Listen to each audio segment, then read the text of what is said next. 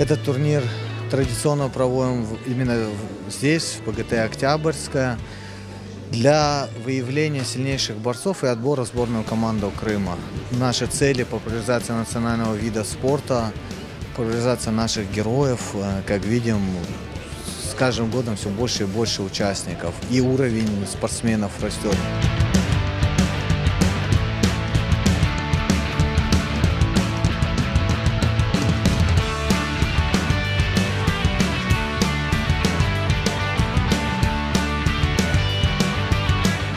Речь — это мое вдохновение, я тренируюсь, получаю удовольствие.